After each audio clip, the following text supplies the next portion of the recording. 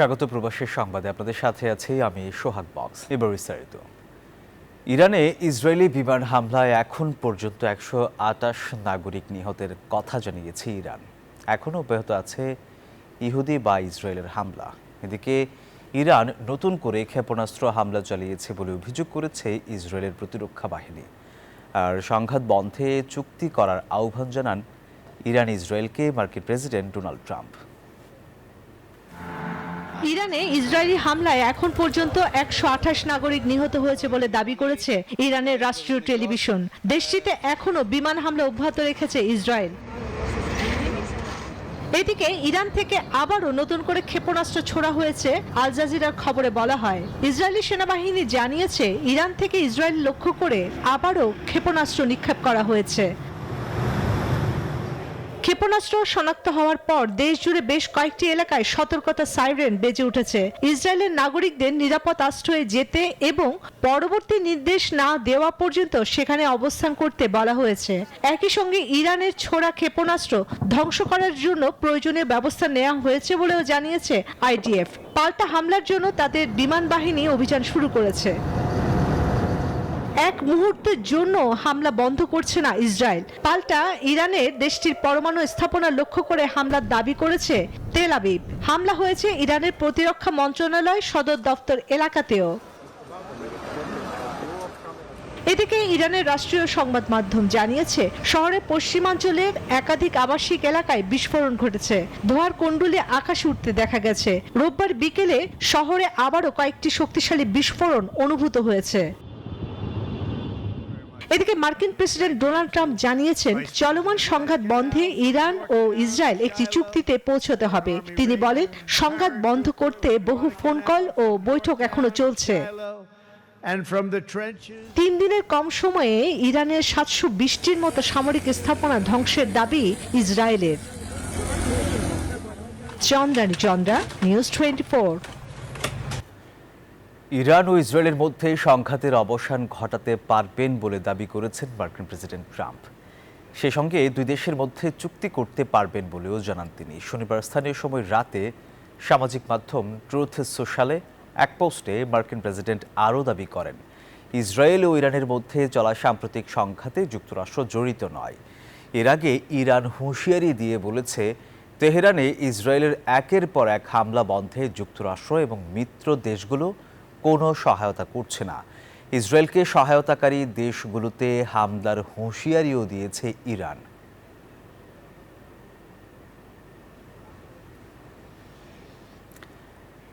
Israel ও ইরানের মধ্যে চলছে পাল্টাপাল্টি হামলা। আসছে হতাহত আর ক্ষয়ক্ষতির তালিকাও। এমন পরিস্থিতিতেও ইরানে 66 জন বাংলাদেশি শিক্ষার্থী নিরাপদে আছেন, এমন তথ্য জানিয়েছেন তেহরানে বাংলাদেশ দূতাবাসের কর্মকর্তা ওয়ালিদ ইসলাম। শনিবার এক ফেসবুক পোস্টে এই তথ্য জানান তিনি। জানান, শিক্ষার্থীদের সবার সঙ্গেই যোগাযোগ হচ্ছে তারা সবাই নিরাপদে আছেন, তবে পরিস্থিতি মোকাবিলায় সবাইকে ধৈর্য ধরার আহ্বান জানান তিনি। শুক্রবার ভোরে ইরানের পারমাণবিক স্থাপনা সহ বিভিন্ন স্থানে হামলা চালায় ইসরায়েল। এতে 78 জন নিহত হয়েছে। স্টার্ন হাউজিং থেকে অবৈধভাবে ফ্ল্যাট গ্রহণ করার অভিযোগে পতিত সরকার প্রধান শেখ হাসিনার ভাগ্নি ব্রিটিশ এমপি টিউলিপ সিদ্দিককে তলব করে ঢাকার 5 ঠিকানায় চিঠি দিয়েছে দুর্নীতি দমন কমিশন দুদক। রবিবার দুপুরে দুদকের দেয়া চিঠির বিষয় জানানো হয়। সেখানে বলা হয়েছে, টিউলিপ সিদ্দিককে 22 জুন জিজ্ঞাসাবাদ করার জন্য চিঠি পাঠানো হয়েছে। দুবাইয়ে মেয়ের ফ্ল্যাট কেনাকে কেন্দ্র করে উদ্দেশ্যমূলকভাবে ব্যক্তিগত আক্রমণের শিকার বাংলাদেশ ব্যাংকের গভর্নর। টাকা পাচারের অর্থ উদ্ধার কার্যক্রমকে ভিন্ন খাতে প্রভাবিত করতে তাকে এই আক্রমণ করা হচ্ছে বলে জানান কেন্দ্রীয় ব্যাংক প্রধান আহসানিজ মনসুর। রোববার সাংবাদিকদের সাথে মত বিনিময় সভায় কথা বলেন তিনি। একই সাথে পাচারের টাকা উদ্ধারে দেশে বিদেশে মামলা করবে বাংলাদেশ, তবে কী ধরনের মামলা হবে তার সিদ্ধান্ত নেবেন আইনজীবী, এমনটি জানান গভর্নর। অভিজাত দুবাইয়ের মতোই আভিজাত্য ছবির এই ফ্ল্যাটটিতে। সংযুক্ত আরব আমিরাতের আল জাদাফ এলাকায় বিলাসবহুল ফ্ল্যাটটির মালিক বাংলাদেশ ব্যাংকের গভর্নর আহসানিজ মনসুর এবং মেয়ে মেহেরিন সারা মনসুর। দুবাই সরকারের ফ্ল্যাট ক্রয়ের চুক্তিনামায় দেখা যায় আল জাদাফের 460 নং প্লটের 1 নং ভবনের নাম পালাজ্জো ভার্সেস। ভবনটির 7ম তলায় 2716 নং প্রপার্টিতে রয়েছে নিজস্ব সুইমিং পুল, 3টি গাড়ি পার্কিং সহ 4715 বর্গফুট আয়তনের নজর করা আবাসন ব্যবস্থা। গেল বছরের 24 ডিসেম্বর দেশীয় মুদ্রায় প্রায় 44 কোটি টাকা দিয়ে এই ফ্ল্যাটটি কেনা হয়। বিষয়টি নিয়ে ঈদুল আজহার ছুটি সরগরম হয় ভার্চুয়াল দুনিয়ায়। অবশেষে বিষয়টির ব্যাখ্যা দিতে টানা 10 দিন ঈদের ছুটি শেষে কেন্দ্রীয় ব্যাংকে হাজির গভর্নর। জানান উদ্দেশ্যমূলক ব্যক্তিগত আক্রমণের শিকার তিনি। আমি লন্ডনে যাই তখনই এই অ্যাটাকটা হয় এবং এটা কি প্রমাণ করে, অর্থাৎ প্রমাণ করে যে তাদের চাচ্ছে আপনাদের দৃষ্টি, আমাদের সোশ্যাল মিডিয়া এবং দৃষ্টিটা তাদের দিকে না রেখে আমার দিকে নিয়ে আসা। That is the calculated move. তো এবং সেটাই তারা চেষ্টা করে এবং চেষ্টায় কিছুটা সফলও হয়। এ সময় বিদেশে জব্দ হওয়া সম্পদ উদ্ধারের সরকারের করণীয় তুলে ধরেন আহসান এইচ মনসুর। তারা নিশ্চয়ই আমাদের সাথে কিছুটা হলেও একমত যে এখানে যথেষ্ট কারণ আছে তাদের সম্পদকে জব্দ করার মতো, এবং বিচারিক প্রক্রিয়ার মাধ্যমেই এটাকে সলভ করতে হবে। এবং বিচারিক প্রক্রিয়ার মধ্যে দুটো জিনিস হয়, একটা ডিপেন্ডস করে সরকারের উপর, সরকার এটাকে ক্রিমিনাল কেস হিসাবে নেবে না এটাকে সিভিল কেস হিসাবে নেবে, সেটা একটা ডিসিশনের ব্যাপার আছে সরকারের। যুক্তরাজ্য ব্যতীত অন্য কোনো দেশ পাচার হওয়া সম্পদ ফেরাতে আগ্রহ দেখাচ্ছে না বলেও জানান বাংলাদেশ ব্যাংকের গভর্নর। মিনা ফেরদাউস, নিউজ 24, ঢাকা। তুষারাবৃত কর্মব্যস্ত জীবনের একঘেয়েমি কাটিয়ে আনন্দ ও উৎসবের রঙে মেতে উঠেছিলেন কানাডার এডমন্টনে বসবাসরত প্রবাসী বাংলাদেশিরা। আয়োজিত হয় ঈদ পুনর্মিলনী ঐতিহ্যবাহী পিঠা উৎসব, যেখানে প্রাণের ছোঁয়ায় খুঁজে পাওয়া যায় এক টুকরো বাংলাদেশ। বিস্তারিত কানাডার প্রতিনিধি লাইলা নুসরাতের তথ্যচিত্রে ডেস্ক রিপোর্টে। উৎসবমুখর ও বর্ণিল আয়োজনের মধ্য দিয়ে কানাডার এডমন্টনে প্রবাসী বাংলাদেশিদের ব্যতিক্রমী আয়োজনে অনুষ্ঠিত হয়েছে ঈদ পুনর্মিলনী ও পিঠা উৎসব, যেখানে প্রাণের ছোঁয়ায় খুঁজে পাওয়া যায় এক টুকরো বাংলাদেশ। এই আয়োজনের মূল লক্ষ্য ছিল নতুন প্রজন্মের কাছে হাজার বছরের আবহমান কৃষ্টি, ইতিহাস আর ঐতিহ্য তুলে ধরা। আমাদের কৃষ্টি, আমাদের সংস্কৃতিকে তুলে ধরাটা ওদের কাছে সেটাকে জানানো, যাতে ওরা জানতে পারে আমাদের সংস্কৃতিটা, আমাদের কালচারটা, আমাদের এই পিঠা উৎসবটা, যেটা আমাদের হাজার বছরের ঐতিহ্য। আর অনেক রকমের পিঠা বানানো হয়েছে, এটা আমাদের জন্য খুবই আনন্দদায়ক। এই প্রবাসে বসে আমরা সব বাংলাদেশের স্বাদ উপভোগ করতেছি। উৎসবের প্রতিটি কোনায় কোনায় ছিল বাংলার ঐতিহ্যময় পিঠার বাহার। চিতই পিঠা, পাটিসাপটা, ভাপা পিঠা, গোলাপ পিঠা, গুড়া পিঠা থেকে শুরু করে হৃদয়হরণ পিঠা, সবই যেন ফিরিয়ে আনলো শেকড়ের স্বাদ। বিশাল একটা আয়োজন আজকে আমাদের এখানে, তো আমরা খুবই আনন্দিত। আমরা সবাই পিঠাপাটি সবাই একরকম জামদানি শাড়ি, এটা আর ছেলেদের একটা সাদা ড্রেস, সাদা পাঞ্জাবি, তো আমরা পুরোপুরি 100% বাংলাদেশি ট্রেডিশনকে বজায় রাখার চেষ্টা করি। এই পিঠা উৎসবে জয়েন করার জন্য পিঠা খাওয়া শেষ, অনেক আনন্দ করলাম। এখন আমরা পান পর্বে।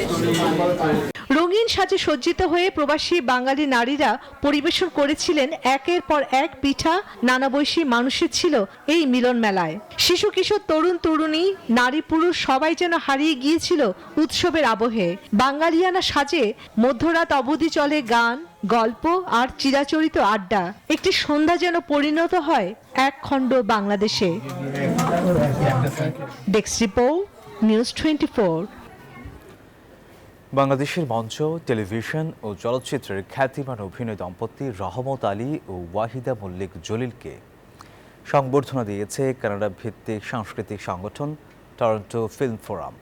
শনিবার 14 জুন টরন্টোর মাল্টিকালচারাল ফিল্ম স্ক্রিনিং সেন্টারে আয়োজিত এক শিল্প আড্ডা ও সংবর্ধনা অনুষ্ঠানে উপস্থিত ছিলেন প্রবাসী বাংলাদেশি সংস্কৃতিপ্রেমী দর্শকরা। এতে এক প্রাণবন্ত পরিবেশ ও শিল্প সম্পর্কের মেলবন্ধন তৈরি হয়। পর্তুগালের লিসবনের আলমাদা এলাকায় সন্ত্রাসীদের গুলিতে নিহত হয়েছেন সিলেটের এক যুবক। মাহবুবুল আলম নামের ওই যুবক সেখানে ব্যবসা করতেন। নিহত মাহবুব আলমের বাড়ি সিলেট জেলার ফেঞ্চুগঞ্জ উপজেলার মানিককোনা ইউনিয়নে। শুক্রবার সন্ধ্যায় একদল সন্ত্রাসী মাহবুবুল আলমের ব্যবসা প্রতিষ্ঠানে হামলা চালায়। তারা ব্যবসা প্রতিষ্ঠান লুট করার চেষ্টা করে। তিনি পর্তুগালে আলমাদা শহরে একটি মুদি দোকানের ব্যবসা করতেন। কয়েক বছর ধরে তিনি 2 সন্তান এবং স্ত্রী নিয়ে পর্তুগালে বসবাস করছেন। এই ঘটনায় লিসবনে প্রবাসীদের মধ্যে শোকের ছায়া নেমে আসে। স্পেনের বার্সেলোনায় বিয়ানীবাজার সমিতির নতুন কমিটির সদস্যদের পরিচিতি সভা ও ঈদ পুনর্মিলনী অনুষ্ঠিত হয়েছে। অনুষ্ঠানটি আয়োজিত হয় বার্সেলোনার স্থানীয় একটি রেস্তোরাঁয়। নবগঠিত কমিটির সভাপতি ইকবাল বকশি, সাধারণ সম্পাদক মতিউর রহমান সহ ৭৫ সদস্য বিশিষ্ট পূর্ণাঙ্গ কার্যনির্বাহী কমিটিকে পরিচয় করিয়ে দেন সংগঠনের উপদেষ্টা সেলিম আহমদ লালন। যুগ্ম সাধারণ সম্পাদক রেদওয়ান হোসেনের পরিচালনায় অনুষ্ঠানে বিয়ানীবাজার উপজেলার প্রবাসীদের পাশাপাশি বিভিন্ন সামাজিক ও আঞ্চলিক সংগঠনের নেতৃবৃন্দ উপস্থিত ছিলেন।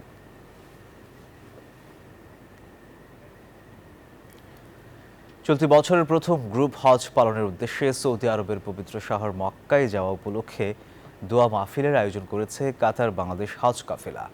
কাতারের মার্কিয়া স্টার অব ইন্ডিয়া রেস্টুরেন্টে এই দোয়া মাহফিল অনুষ্ঠিত হয়। আরিফুল ইসলামের সঞ্চালনায় দোয়া মাহফিল অনুষ্ঠানে বক্তব্য রাখেন আব্দুল কাদের, মোহাম্মদ মুসলিম উদ্দিন, আবু বকর সিদ্দিক সহ আরও অনেকেই। এ সময় বিশ্ব মুসলিম উম্মার শান্তি কামনা করে দোয়া করা হয়। স্পেনের বার্সেলোনায় ঢাকা জেলা সোসাইটির নতুন কমিটির অভিষেক অনুষ্ঠিত হয়েছে। শনিবার ১৪ জুন স্থানীয় একটি রেস্তোরাঁয় আয়োজিত এই অভিষেক অনুষ্ঠানে বার্সেলোনায় বসবাসরত ঢাকা জেলার প্রবাসীদের পাশাপাশি স্থানীয় প্রবাসী বিভিন্ন সংগঠনের নেতৃবৃন্দ উপস্থিত ছিলেন। রায়হান খান ও বশিরুল ইসলাম সুমনের যৌথ পরিচালনায় অভিষেক অনুষ্ঠানে অতিথি ছিলেন বাংলাদেশ দূতাবাসের হেড অব চ্যান্সেরি ও কাউন্সিলর দিন মোহাম্মদ ইমাদুল হক, কাউন্সিলর মোহাম্মদ মুতাসিমুল ইসলাম ও বার্সেলোনায় বাংলাদেশের অনারারি কাউন্সিলর রামন পেদ্রো। লন্ডনে প্রধান উপদেষ্টা ডক্টর ইউনূস ও বিএনপির ভারপ্রাপ্ত চেয়ারম্যান তারেক রহমানের বৈঠকে স্বস্তি ফিরেছে জনমনে। সাধারণ মানুষের আশা এর ফলে রাজনৈতিক অচল অবস্থার নিরসন হবে, দূর হবে সব শঙ্কা। তাদের দাবি, সফল এই বৈঠকের পর চাঙ্গা হবে ব্যবসা বাণিজ্য, সচল হবে দেশের অর্থনীতি। সুষ্ঠু ভোটের মাধ্যমে দেশের মানুষ ফিরে পাবে গণতান্ত্রিক অধিকার। নাইমাল জিকর প্রতিবেদনে বিস্তারিত। বাংলাদেশের রাজনীতির আকাশে জমে থাকা ঘন কালো মেঘ অনেকটাই কেটে গেছে লন্ডনে ডক্টর ইউনূস তারেক রহমানের বৈঠকের পর। নির্বাচনের দিনক্ষণ নিয়ে অনিশ্চয়তার অবসান হয়েছে, সংস্কার, বিচার সহ আরও নানা ইস্যুতে হয়েছে ফলপ্রসূ আলোচনা। ফলে সাধারণ মানুষের মনে শঙ্কার বদলে এক ধরনের স্বস্তি কাজ করছে। আমরা যারা রাজনীতি করি না, আমরা মনে করি জিনিসটা আলোচনা করছে ভালো হয়েছে। যেহেতু নির্বাচনের তারিখটা বিভিন্ন রাজনৈতিক দলের ইচ্ছায় আগায় গেছে কিছুটা, সবাই খুশি, রাজনৈতিক দলও খুশি, সরকারও খুশি, পাবলিকও খুশি। মীর হোসেন দীর্ঘদিন ধরে ফার্মগেটে কাপড় বিক্রি করে আসছেন। বলেন, রাজনৈতিক অস্থিরতায় মন্দা ব্যবসা বাণিজ্য, বিশ্বাস রাজনৈতিক স্থিতিশীলতায় কাটবে অর্থনৈতিক মন্দা। পাবলিকের হাতে টাকা ঢুকা নাই, এই কারণ বসা যায় ব্যবসা বাণিজ্য অবস্থা খুব খারাপ যাচ্ছে। তার মতো একই কথা অন্যান্য ব্যবসায়ীদের।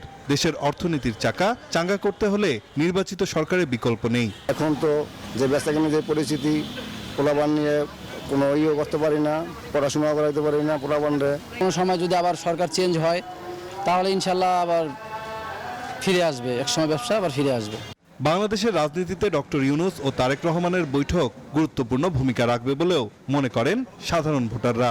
দেশের অবস্থার খুবই খারাপ, আর দেশের অবস্থা এই উত্তোলন হওয়ার পিছনে আমাদের সুষ্ঠু একটা নির্বাচন দরকার। একটা সরকার সেটেল ডরাইবো, সরকার আছে, কঠোর নিরাপত্তা থাকবো। নির্বাচন হলে সারা দেশ ওয়ারিস একটা চেইন অফ কমান্ডের মধ্যে চলে আসবে। একটা ইন্টারিম গভর্নমেন্ট একটা বড় রাজনৈতিক দলের সাথে বৈঠক করেছে, সেটা করতেই পারে। তবে আমি মনে করি যত তাড়াতাড়ি ইলেকশনটা হয়ে যাবে জনগণের অংশগ্রহণে এবং সর্বদলের অংশগ্রহণে, তত তাড়াতাড়ি আমার মনে হয় যে এই পরিস্থিতি থেকে উত্তরণ খুব দ্রুত বাংলাদেশে হবে। সাধারণ ভোটাররা চান সংসদ হয়ে উঠুক গণতান্ত্রিক চর্চার কেন্দ্রবিন্দু। আবারও উৎসবমুখর পরিবেশে ভোট হোক, প্রাণবন্ত হোক জাতীয় সংসদ। সেজন্য অন্তর্বর্তী সরকার সহ প্রতিটি রাজনৈতিক দলের কাছে সাধারণ মানুষের প্রত্যাশা দায়িত্বশীল আচরণ। নাইম আল চিকো, নিউজ 24, ঢাকা। নির্বাচন ফেব্রুয়ারিতে এগিয়ে আসার ইঙ্গিতে স্বস্তি ফিরছে ব্যবসা বাণিজ্যে। লন্ডনে ডক্টর ইউনূস তারেক রহমান বৈঠকের সফলতায় দেশীয় স্থিতিশীলতা ফেরার আশা করছেন ব্যবসায়ীরা। বিনিয়োগ খরা কাটাতে নির্বাচিত সরকার আসার আগ থেকে ব্যবসায় নিরবচ্ছিন্ন পরিবেশ নিশ্চিত করার দাবি তাদের। সময় ধরে নানা সংকটে ধুঁকছে শিল্প কারখানা। 5 আগস্ট গণঅভ্যুত্থানের পর রাজনৈতিক অস্থিরতা তা বাড়িয়েছে আরও। সরকারের শত চেষ্টায় কাটছে না বিনিয়োগ খরা।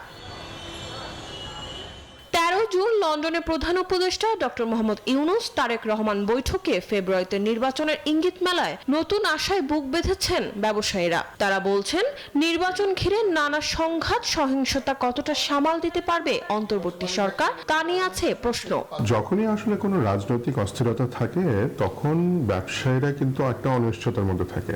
রাজনৈতিক একটা স্থিতিশীলতা ছাড়া অর্থনীতির স্থিতিশীলতা আনাটা একটু মুশকিল হয়ে যায়। একটা সুষ্ঠু নির্বাচন হওয়া উচিত, যে নির্বাচনটা হবে ট্রান্সপারেন্ট এবং এটা যেটা আমাদের প্রধান উপদেষ্টা বলেছেন যে একেবারে দৃষ্টান্তমূলক একটা নির্বাচন হবে, সেটাই আমরা চাই।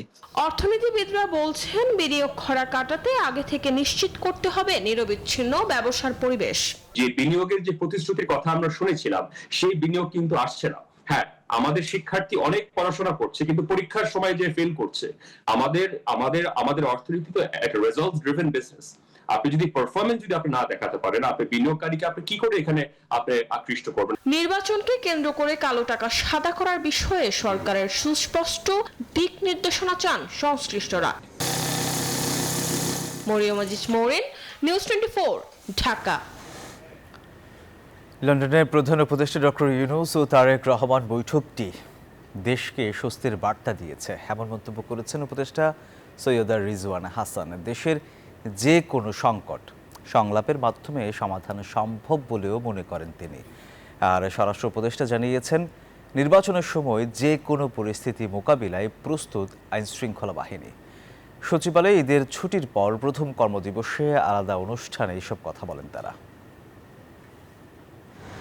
টানা 14 দিনের ঈদের ছুটি কাটিয়ে প্রথম কর্মদিবস সরকারি কর্মকর্তা কর্মচারীদের। ছুটি শেষে প্রথম দিন সচিবালয় ছিল না কাজের তাড়াহুড়ো।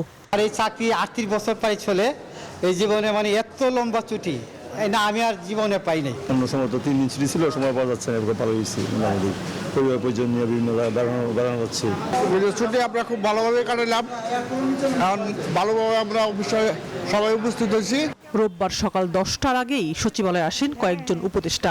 এবার ঈদযাত্রা আগের বারের মতো ভালো না হলেও অস্বস্তির ছিল না বলে মন্তব্য করেন সড়ক উপদেষ্টা। প্রাণী সম্পদ উপদেষ্টা মনে করেন, পশু কোরবানি কিছুটা কম হলেও ঈদ ছিল সন্তুষ্টির। ফিটনেসবিহীন গাড়ি অনেক আছে, এগুলো অনেকগুলো বিকল হয়ে রাস্তা বন্ধ করে দেয়। ইমিডিয়েটলি ফিটনেসবিহীন এবং ওই যে মেয়াদ উত্তীর্ণ গাড়ির বিরুদ্ধে ব্যবস্থা নেওয়া হবে। নতুন গাড়ি নামানোর ব্যবস্থা হচ্ছে। সার্বিকভাবে মানুষ ভালোভাবে ঈদ করেছে, যদিও বড় গরু এবার বিক্রি হয়নি, তার মানে রাজনৈতিক গরু কোরবানি হয়নি আর কি। যারা উপরের দায়িত্বে থাকে তাদের কিন্তু ছুটি বলে কোনো কিছু থাকে না। এদিকে সরকারের মুখপাত্র উপদেষ্টা সৈয়দা রিজওয়ানা হাসান বলেন, প্রধান উপদেষ্টার সাথে লন্ডনে তারেক রহমানের বৈঠক দেশকে দিয়েছে স্বস্তির বার্তা। তবে কোনো দলের এ নিয়ে ভিন্ন মত থাকতে পারে। পরিস্থিতিটা বেশ স্বস্তিকর মনে হচ্ছে। হ্যাঁ, আর এখন রাজনৈতিক দলগুলো তার অবস্থান থেকে কথা বলবেন। রাজনৈতিক দলগুলো প্রধান উপদেষ্টার ব্যাপারে যদি কোনো কথা বলেন, এটা প্রধান উপদেষ্টার সাথেই ওনারা নিশ্চয়ই কথা বলবেন। রাজনীতি বলেন, নির্বাচনী বলেন, গণতন্ত্রই বলেন আর সংস্কারই বলেন, প্রত্যেকটাই ডায়ালগের মাধ্যমে আগাতে হবে। আমি সেই জন্য ডায়ালগটা হচ্ছে এটাকে একটা সুসংবাদ মনে করি। আর স্বরাষ্ট্র উপদেষ্টা বলেন, নির্বাচনী আইন শৃঙ্খলা রক্ষায় প্রস্তুত সব বাহিনীর সদস্যরা। নির্বাচনের ডেটটা তো ফিক্স করবে নির্বাচন কমিশন, ওনারা যেই সময় ফিক্স করবে আমরা মনে হয় আমাদের আইন শৃঙ্খলা বাহিনী ওই সময় তারা প্রস্তুত। আইন শৃঙ্খলা সংক্রান্ত কোর কমিটির বৈঠক শেষে স্বরাষ্ট্র উপদেষ্টা আরও বলেন, সরকার একটি মানবিক পুলিশ বাহিনী তৈরি করতে চায়। শানাজি ইয়াসমিন, নিউজ 24, ঢাকা। সংবিধানের 70 অনুচ্ছেদ সহ বিভিন্ন গুরুত্বপূর্ণ ও অমীমাংসিত ইস্যু নিয়ে বিএনপি সহ 30টি রাজনৈতিক দলের সঙ্গে আবারও বৈঠকে বসতে যাচ্ছে জাতীয় ঐকমত্য কমিশন। আগামী 17 জুন সকাল 10:30টায় রাজধানীর ফরেন সার্ভিস একাডেমিতে এই বৈঠক শুরু হবে এবং চলবে 19 জুন পর্যন্ত। এই বৈঠকে সংবিধানের 70 নম্বর অনুচ্ছেদ, স্থায়ী কমিটির সভাপতি মনোনয়ন, নারী প্রতিনিধিত্ব বৃদ্ধি, দ্বিকক্ষ বিশিষ্ট সংসদ এবং প্রধান বিচারপতির নিয়োগ প্রক্রিয়া নিয়ে আলোচনা হবে বলে জানা গেছে।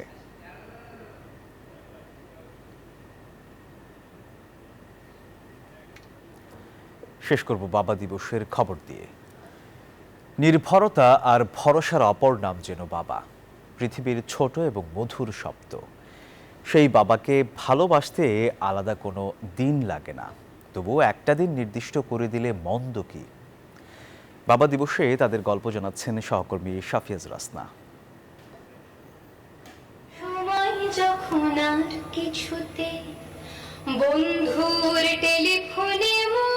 বাবা মানেই নির্ভরতা, মধ্য দুপুরে স্নেহের পুকুর। বয়সে, রোগে, শোকেও সন্তানের কাছে বাবা যেন বিশাল বটবৃক্ষের ছায়া। বাহিরে ইস্পাত কঠিন, ভেতরে যার মমতার আধার। গণমাধ্যম কর্মী জাকিয়া বাবা ছিলেন সরকারি কর্মকর্তা। বাবা মেয়ের ছোট্ট সংসার। মেয়ে কাজে যাবার সময় এগিয়ে দেন চশমা, আবার একসঙ্গে গল্পেও মেতে থাকেন অবসর সময়ে। বাবা হচ্ছে ভরসা, আশ্রয়, প্রশ্রয়, অনেক বেশি শাখা প্রশাখাওয়ালা একটা বট গাছ। সেই অনুভূতি তো ভাষায় প্রকাশ করার মতো না। আমি আমার মেয়ের দিকে তাকিয়েছিলাম। বাবার সাথেই গড়ে ওঠে প্রতিটি সন্তানের কত প্রথমের গল্প। ভিন্ন ভিন্ন অনুভূতির মিথস্ক্রিয়ায় সন্তান বাবা পাড়ি দেয় দীর্ঘ সময়। স্কুল, কলেজ, শপিং মল, হাসপাতাল। বয়সের সাথে পাল্টে যায় সম্পর্কের সমীকরণ। বাবা সন্তান নির্ভরতা থেকে কখনো কখনো হয়ে যায় বন্ধু। তবে সম্পর্কের ভিতটা বন্ধুত্বে দাঁড়ালেও অনেক সময় সহজে বলা হয় না, বাবা তোমাকে ভালোবাসি। সে ছোট্টবেলা থেকে আমি আমার আব্বুকে অনেক ভালোবাসি, কিন্তু আমার আব্বুকে কখনো বলতে পারিনি যে আব্বু আপনাকে আমি অনেক ভালোবাসি। সুন্দরভাবে সুন্দর পরিবেশে গড়ে উঠবে, এটাই বাবাদের একমাত্র চাওয়া পাওয়া থাকে। বাবাকে ভালোবাসতে আলাদা দিন লাগে না, তবু একটা দিন নির্দিষ্ট করে দিলে মন্দ কি? শাফিয়াজ রাসনা, নিউজ 24, ঢাকা। দর্শক, এই ছিল প্রবাসী সংবাদে। ধন্যবাদ সবাইকে।